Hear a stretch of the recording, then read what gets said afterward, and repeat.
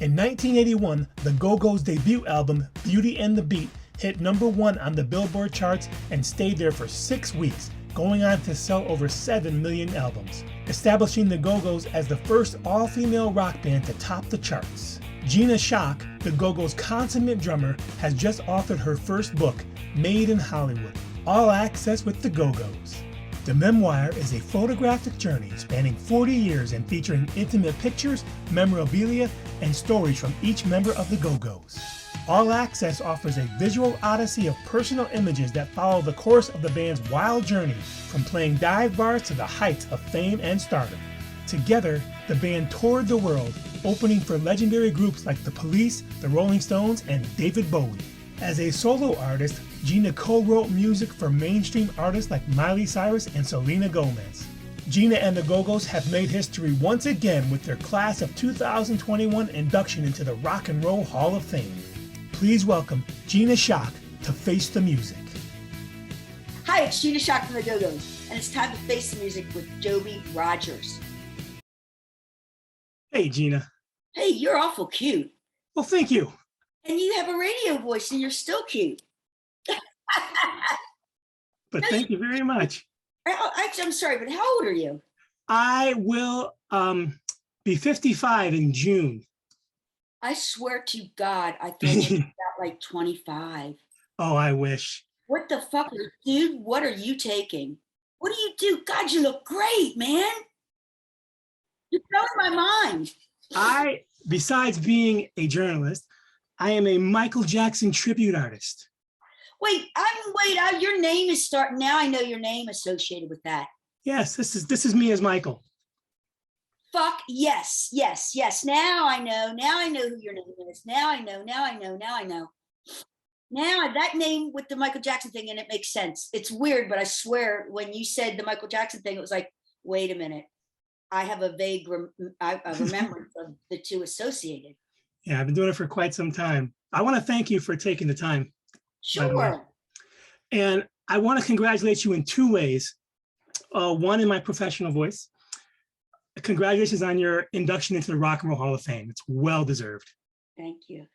And my voice. About in time. Way overdue. Yeah, well, you know what? Better late than never, baby, right? Yeah, I hear you. Yeah, so it's all cool. It's all good. We're loving it. The band is super happy about it, and everybody's still flying pretty high, considering. So everybody's, we're just, it's a funny thing because, before it happens, you're sort of like, oh, whatever. And then when it happens, like, wow, this is a really big deal. Kind of look at all these folks that have come out to pay tribute to the craft that you are a part of, to the art that you are a part of, to what you've given your whole life to, honestly. So it's really, yeah, man, it's pretty mind blowing. It was very, very cool. We were really very nervous, but we got through it. Everything worked out. It was okay. Your new book, Made in Hollywood, a visual history of your life in the Go-Go's. Why pictures instead of scripture? Well, because this book, I had no intention of writing a word. This was strictly going to be my account of chronicling the Go-Go's through photographs, through my photography, because I'd always had a camera hanging around my neck, and I had taken photographs throughout our career, and I love that art form. I love that medium. I buy a lot of my art is photographs from different major photographers. I love that, and so it was only natural for me to start doing yet another thing that I love is snapping photos. Like even when I was driving across country in 1979 in my dad's pickup truck with a friend of mine from high school, I had an Instamatic taking photos of that entire time. And so like when I got to LA, I just kept snapping. And then when I got a little money, I bought a 35mm Canon and kept going, and then bought a Polaroid because I was just into Polaroids. I really got into Polaroids, that like instant gratification thing, I got into that. So I started doing that. And all these years later, for decades, the band has been saying, Gina, you need to put a book together. You guys, because we get together and I'd pull out all these photos and we would get hysterical laughing at all the crazy stuff we've done. And so, so as it turns out, I had been thinking about it for a long time, but the thing that was holding me back, and I've said this in all my interviews, is that I was mortified at the thought of trying to put it all together, because it was just many, many years of like, and I loved every photo. People say to me, oh, is there a favorite one in the book? Is there a favorite? No, they're all favorites. And there's more that you haven't even seen, because obviously I wouldn't have taken that photograph unless it meant something to me at the time, and it still doesn't, or I would have gotten rid of it or whatever. The point is that I took the photograph, it meant something to me. I put it in this book. I needed a lot of help trying to figure out what to put in this book. But more importantly, I needed to find the person to help me to put it together. And that was my friend Steve in LA, because I was like, there's no way that I can go through all these photos and really make sense of it all. I'm too close to it all. I can't be objective. So Steve came up here and I had all the crap laying all out on my living room floor. And he was like, oh my God, Gina, treasure trove, GoGo's treasure trove. We've got to write something up. We're going to get a deal. Anyway, we wrote up a book proposal. We got a deal, started working on the photos with Steve. And then they made me an offer like, hey, how about writing some stuff? And initially I was freaked out because I thought, I'm not a writer. I don't, subscribe to being a writer. That's not who anyway, as I looked at these photos, it started to happen. And I was like, it's really easy to write about this. I know it. I know these photos. I know where they come from. I know what was going on at the time. I know the whole deal. So easy. And then it just started flowing. And then it became a book of words and photographs. You have photos of you with the Police, Stones, Kiss, Belushi, many, many more. Were there any missed photo ops? There's tons of stuff that I haven't shown you. Stuff like, oh Christ, oh my God, over the years, we've met just about everyone, Joby. We've like. With information right now so readily available and easily attainable, both good and bad. Yep. Yeah. True and false too. Was putting this book out an attempt to clear up any misconceptions of you or the band that may have filtered out there? No, I don't feel like we have any really bad stuff out there, to be honest with you. And everything that I've heard's been true. So like it or not, it's all out there and it's all kind of true, or definitely has, you know how you see like in like all the rag magazines, oh, such and such was spotted with this other person. Well, you know what? Part of that is true, because maybe they were having dinner with that person, but it doesn't mean they're screwing them. Okay. So there's, but maybe they are, I mean,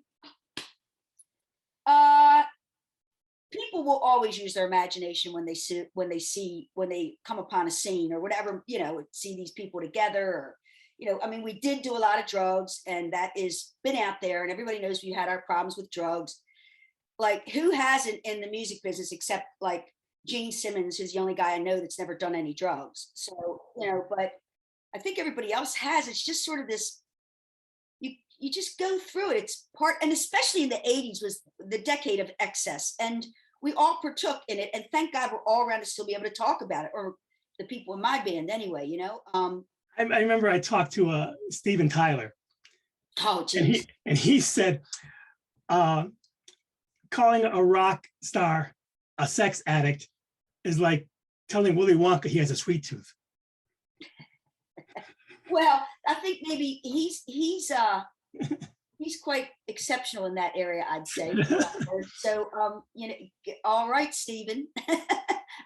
God bless him. Good for him. But wait, the Toxic Twins, he and Joe were totally doing a lot of stuff, a lot of drugs. You didn't hesitate to post some pictures and stories in there that may not have shined the best light on you guys. Did you want people to see that other side of you? Yeah, we're not perfect, and we do stupid shit like everybody else. And we were in our 20s, our early 20s, and all of a sudden we were rock stars and had a lot of money, and we were, behaving somewhat like that. Not really insanely outrageous shit, but we were doing we were fooling around and having fun. I don't regret any of it. Were there any reactions from your friends or family who may have discovered things about you they didn't know? No, nobody said anything, but I don't. I wonder. I have had like a couple. My cousin who's in her 70s, Jerry, say, "Wow, girl, you had a wild time." Stuff like that. I don't know what she's saying to her friends, but But she'll say, I love you, girl. I love you, kid, all that kind of stuff. You know, because it's all this journey that we're all on of life. Lots goes down. And, you know, some of it you're extremely proud of, some of it not so much. And then there's all the stuff in the middle, which is most of your life. So I haven't had anybody say anything negative about anything in the book, really, because like, if you know the band or you know myself, we are a bunch of jokesters. We are constantly laughing, making fun of each other, and we'll do anything to get a goddamn laugh, including, you know, somebody in the band being the butt of the joke, you know. So that's the way we've always been. You know, a lot of those photos are all setups on, you know, I'm setting everybody up to do something ridiculous, or, you know, whatever, or catching a photo of Belinda looking like crap after being on tour for a couple of years and like in the dressing room ready to burst into tears. You know, it's just that, you know, I happen to be in the band, so I'm catching all this stuff, these candid shots that most other people are not privy to, nor would they wouldn't be allowed in the room with somebody, with Belinda, you know, having a fit. Consciously and subconsciously, many months or years had to go into this research for this endeavor. Yeah. What were the challenges as far as like literally, psychologically, logistically in bringing this to life? It was a lot. Well, you have to deal with the book publisher, and that has been quite a lesson. I've learned a lot. It hasn't been the easiest, but it's been a learning exercise. And I have, but everything's worked out great. As far as the psychological part of it, it's shed a lot more love for my band members into everything, because I have realized that through it all, we've been this incredible family that is stuck together. We've had our ups and downs like families do. We're not just friends. We're way more than that. We've been through so much, and we're still here, and we still love each other, and still like doing what we do. And it's true. Everybody has their moments where they're an asshole in the band, but they always come back, and we always greet them with open arms, as it should be. Like, it's like family, man. You know, I don't know what else. Logistically, putting this together, yes, all the parts was a lot of parts, and a lot of it was trying to remember dates and places, which fortunately since 1978 or 70, definitely since 79, I've kept a daily planner. So I have all those years, over 40 years of daily planners stacked in my storage area here, and so I would refer back to that for dates and places when I wasn't sure. I'd call up one of the girls. Do you remember when we did this, where that was? Nobody's memory was very good. So I would refer to that a lot, and that helped me with dates and places. And also some stuff that I had written there about shows. And I saved all of every tour book that we've had. Every single tour book I have saved. And at the end of the show, a lot of nights I'd write how the show went, how the audience was, how everybody on stage played, good or bad or in between. So, and I'm not a hoarder, Joby, but I like they all no, but it means something to me. And I say, that stuff is important. I mean, you know, it's your life, and you're lucky to have it that documented. Yeah, absolutely. And I am a sentimentalist. These sort of things mean something to me, and I hold on to them. I hold on to love letters. I hold on to cards that my parents sent me over the years, and wrote their name and wrote whatever they wrote. I save all that, you know. It's just who I am. So I wanted to congratulate you on your induction into the Rock and Roll Hall of Fame as the GoGo's. So you became eligible in 2006. What was it like to finally get the ring? Well, it was finally like, God damn it, we were done with you guys. And then when we sort of give up on the whole thought of it even happening, it happens. And as I said earlier, it's better late than never, because when it did happen, we were all kind of knocked out. And we got a friend of ours, John Sykes, who's up in ranks there at the Rock and Roll Hall of Fame, and we love that guy. And we kind of feel he might have been part of getting us, helping to get us inducted or noticed. I don't know. Who knows? Everything has to be in the right place at the right time. I don't know how this shit works, but it happens when it's supposed to, I guess, right? I wanted to ask you about that. Do you hold any opinions about some of the nepotism in the Rock and Roll Hall of Fame regarding artists, particularly 80s and pre-80s female groups and singers that have yet to get any recognition. Yeah, there needs to be, well, we're hoping to be helping to spearhead the whole thing for women. Good. You know, more recognition of women in this business who have sang all the hit songs you're talking about right now, through the 60s and 70s. I mean, come on. May not have been writers, but their voice carried those songs through and made them hits. Okay. And a lot of players as well. And I think that we're going to help shed a new light on that, and open those folks at the Rock Hall of Fame, maybe open their eyes to, hey, more inclusion here, guys. We're in now, so let's just bust the doors open and keep going and do the right thing. I know that all 5 of us are very heavily into that idea. We really are. And the first thing we want to do is we want to get. I'm sorry, but I have terrible allergies. We want to get the B-52s in the Rock and Roll Hall of Fame. They so deserve it. We want to get Susie Quattro in. We want to get Cher in. And there's Pat Benatar. There's a long list of people that I'm not mentioning. These are just people that right off the top of my head that I can think of. And so yes, there's a long list, and we hope to be a part of getting them recognized and inducted. There are countless female singing groups out there. Yes. But female bands are scarce.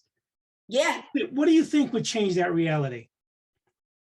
Well, I'll tell you, that reality is changing right now, because you know what?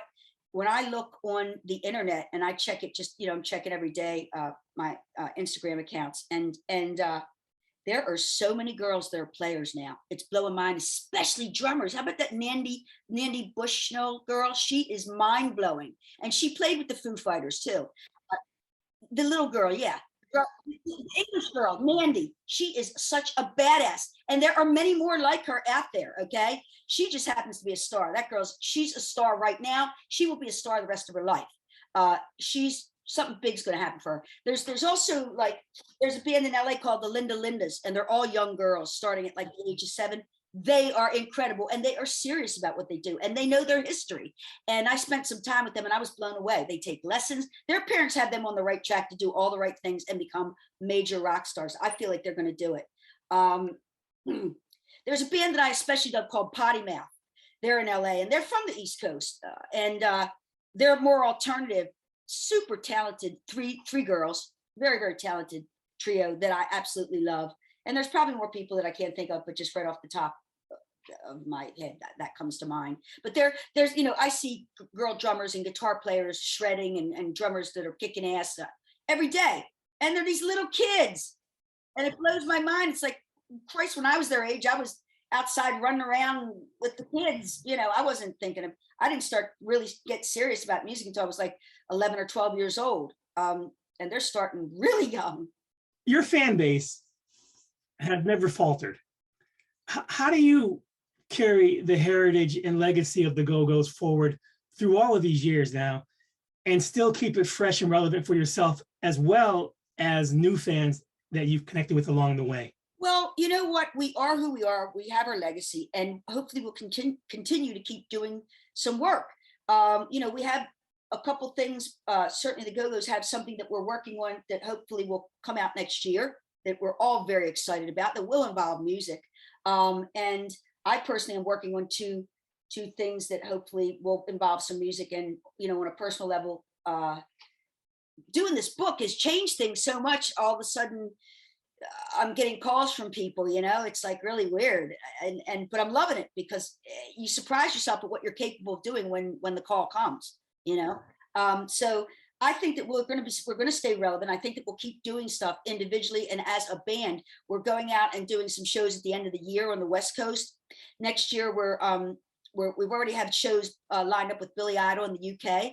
We're playing like Wembley and Leeds Arena and really cool places. And so I'm very excited about that. And we're starting to book shows in the States. So I think we'll be out doing some stuff, provided that COVID, which has ruined it for everybody the last couple of years. Last year and this year, our summer tours were canceled. And so we're just going to try to all do the right thing, stay out there and do what we do best. I want to ask you a personal thing for a second here. Yeah. In '84, you had open heart surgery. Yeah. Right before a scheduled touring with the band, Yes. in support of, I think, the talk show LP. Yes. Were there any apprehensions about getting back out there on what would inevitably be a strenuous endeavor? Well, I did everything I was supposed to do. I did exactly what the doctors told me to do. I started playing when I was able to, and I figured I'm going to go out there and tour. And if I'm going to die of like a massive heart attack, it wouldn't be that bad to do it in front of 20,000 people. So hell's bells, what, I love doing this. I died doing what I love to do. I'd be with my best friends here on stage having a good time, and I don't know. I just did it. I played by the rules and did everything I was supposed to the proper way. And so Well, I'm glad you're okay. Well, thank you. Me too. It all worked out. In the early 80s, you're traveling around in a cramped van, playing dives, playing clubs. And then all of a sudden you're opening for the Police. Yeah. And you're playing to 20,000 people. Yeah. So the Go-Go's hit pretty hard and pretty fast. How did you calibrate that onslaught?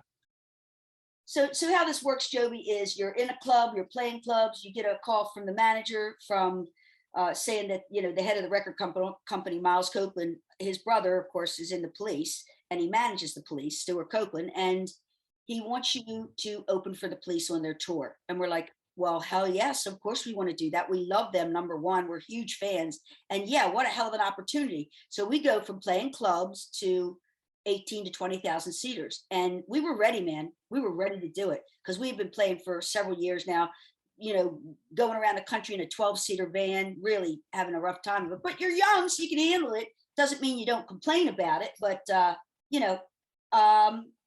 it all worked out beautifully. I mean, I'd watch them every night. They'd watch us. We had a great time with those guys. They were perfect gentlemen, and we are forever grateful for that opportunity to do it because it really changed things for this band. Not withholding the fact that you were a very young lady in a predominantly male dominant environment. True. There was some searing disappointments in your career and some betrayal within the ranks of the band and management. Yeah. That seems to be a familiar theme for many band stories. Did you find that frustrating early on that it wasn't just about the music? You know what? We dealt with it the best way we knew how. And we, of course, the five of us bitched and complained to each other constantly. Thank God we had each other to do that with. I feel sorry for a solo artist. I've always wanted to be a part of a band. I'm not that good without somebody else. I need to be with other people.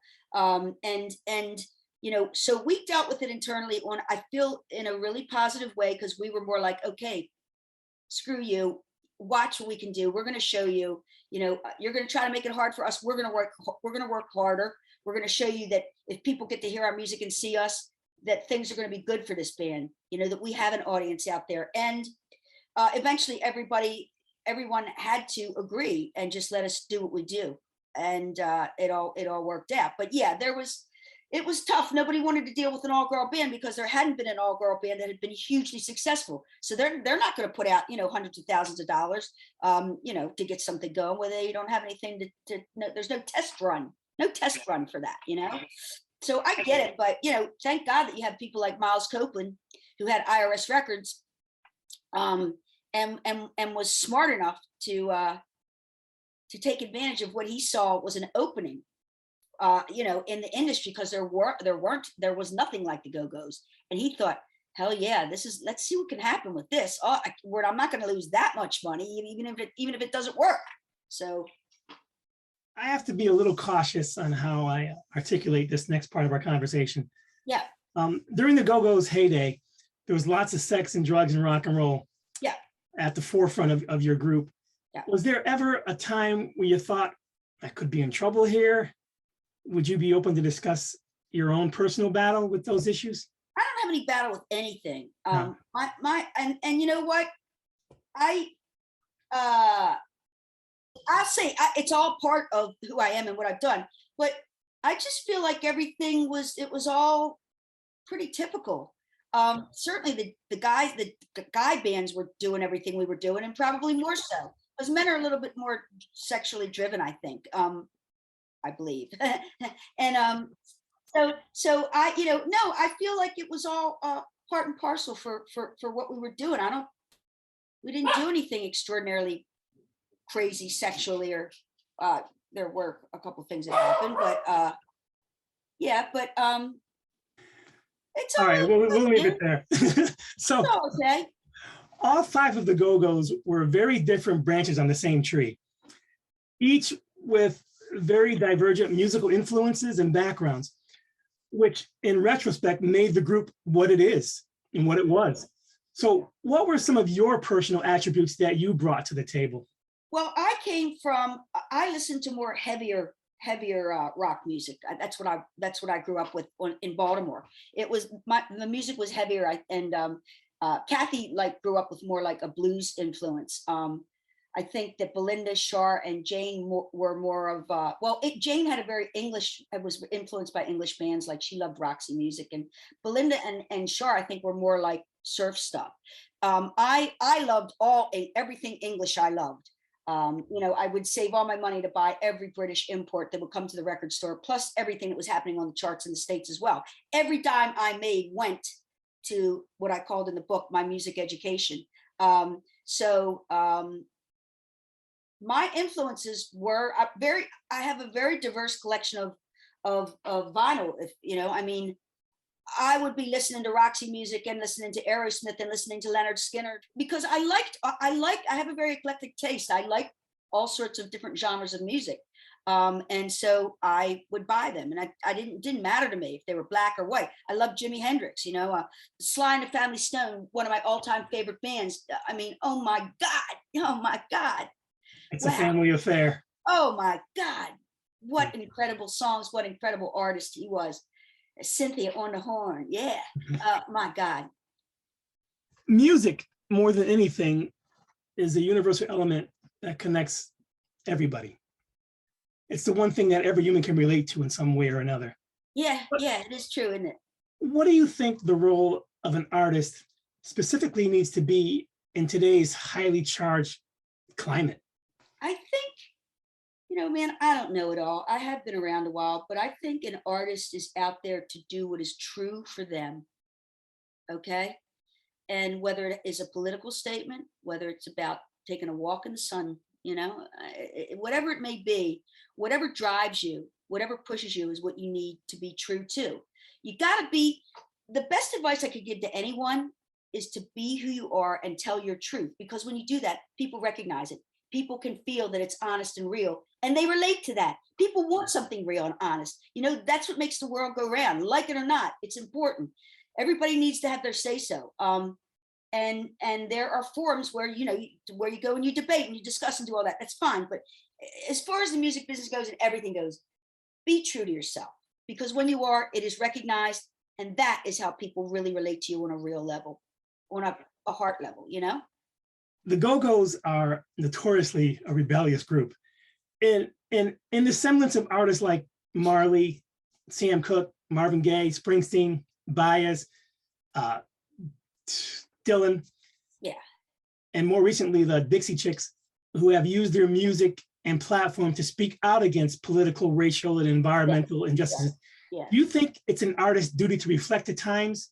And do you think it's better to use your voice and risk losing fans, or just not say anything? I think that it's up to the individual. I don't think that it's up to an artist to be political. It depends on where you are in your life and what you have to say, what you want to say. Sometimes you're just too busy doing what you're doing to be too enmeshed in the politics of the day. Sometimes you wake up and you're driven by that. So it's different for everybody. It's a very individual thing. And like I said a few minutes ago, you got to do what's right for you. You got to be true to yourself, because that's what people want. That's what people love. That's what they want. But certainly there's plenty of room for everybody. There's plenty of room, and everybody should have their say so. And yeah, the Dixie Chicks are badass.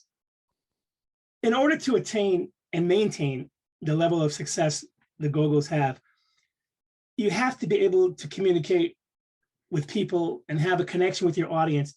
And more importantly, to avoid being like, a one-hit wonder, you have to persuade your audience to connect and grow with you. How do you persuade your fans to continue the journey with you? You know what, Joby? There's no persuading anything. It's sort of you do what you know how to do best, and you work with your band and you try to come up with stuff, like I say over and over, that is true to you, that resonates with you.